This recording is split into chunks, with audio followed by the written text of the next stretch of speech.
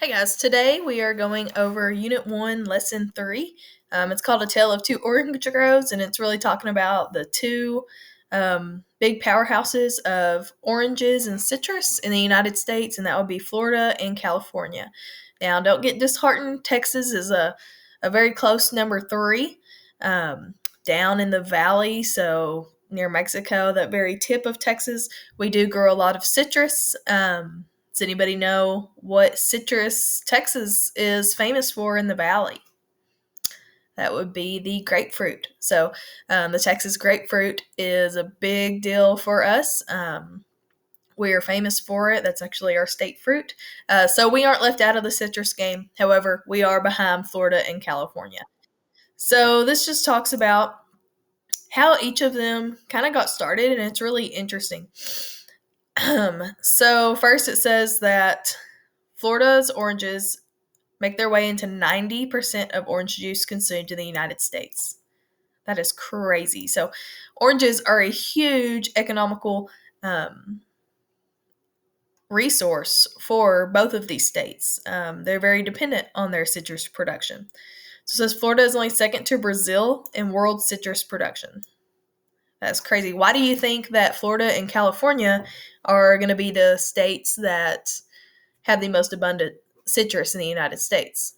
And Brazil is in there because of climate. Okay. So it is warmer in these areas. Fruit trees, and especially citrus trees. So citrus is not just oranges, includes limes as well, grapefruit.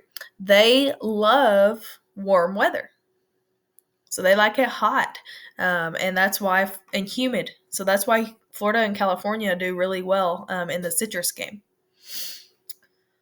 Okay, so then it talks about California, which is close behind, and they produce 87% of the nation's lemons. So they have a lot of lemon trees. While Florida has California beat for oranges, citrus is one of California's most important crops. And this tells you citrus is lemons, oranges, grapefruit, go Texas, limes, tangerines, and kumquats. Kumquat might have thrown you off there. Texas and Arizona are in third and fourth place. So we are right there. You may not know, Americans eat 24 pounds of citrus fruits annually. I think I'm below that because I'm not a big citrus person. Whenever it comes cold and flu season, I like to stay up on my oranges because vitamin C is really, really helpful for your immunity. But other than that, I'm not a huge citrus person. Okay, so it really talks about like how both those states really became popular in oranges. So I'm not going to read this whole thing to you, but we're going to talk about some of the important facts and some cool things about it. So it all came around in the 1500s. Florida actually got theirs, and this is what it says, from Christopher Columbus. So if you remember, Christopher Columbus sailed the ocean blue in 1492. Well, in 1493, from Asia, he brought oranges to the state. And that really introduced. So when he brought those oranges, what's inside those oranges? Seeds. From those seeds, they were able to grow those orange trees and turn into orange groves. A grove is a bunch of trees that are grown for agriculture. And they grew them along the coast where there was water because these fruit trees need a lot of water. Florida, they were occupied by the Seminole Indian tribe. And they had brutal wars, driven away a few Seminole, opening up Florida to two rising industries, cattle and cotton. And then their history was changed when pioneers in Orlando began planting citrus groves in 1870. And this really helped expand their agriculture industry because they were able to capitalize on something that nowhere else in the United States that far was able to produce.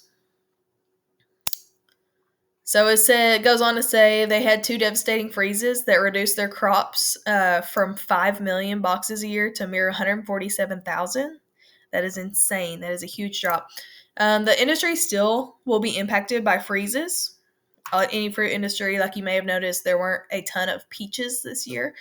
That's because Georgia had a really warm winter and it affected the peach crop.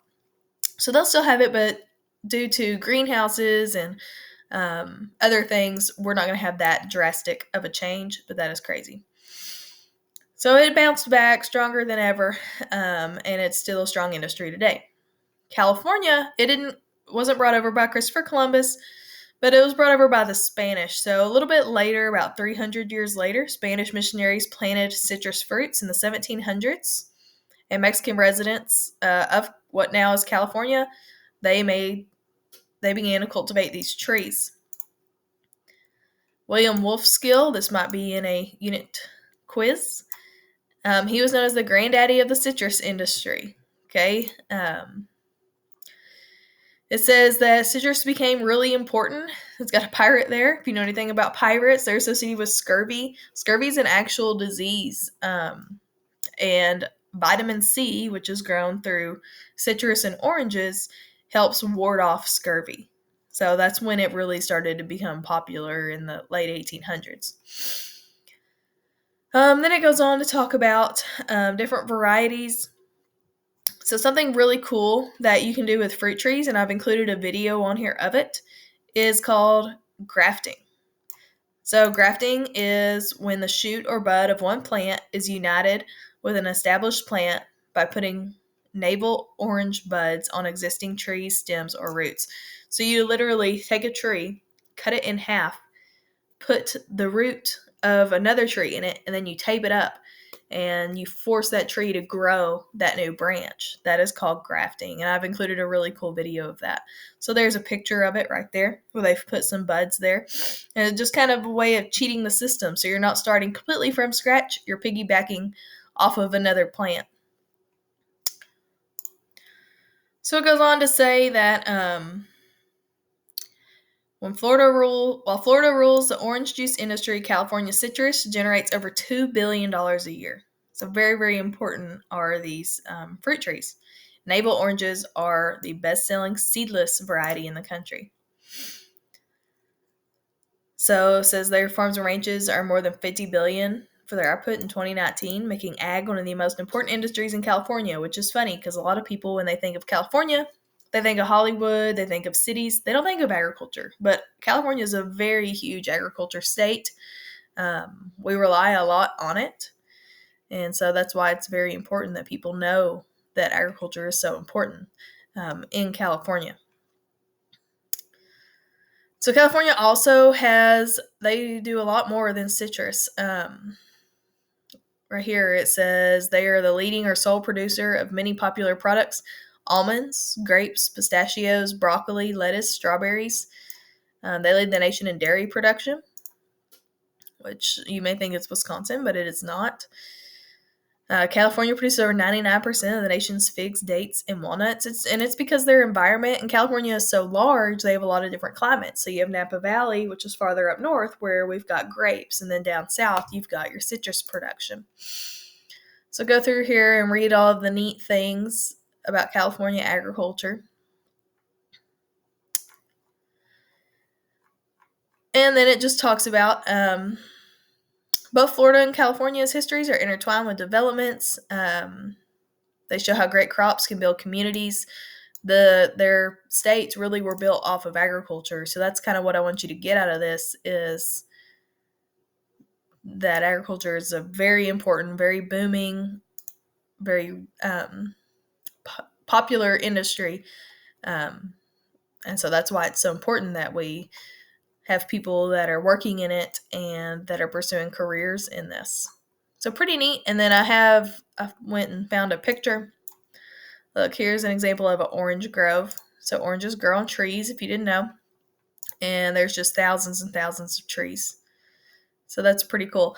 And Orange County, that's not by mistake. That is because it is the home of oranges.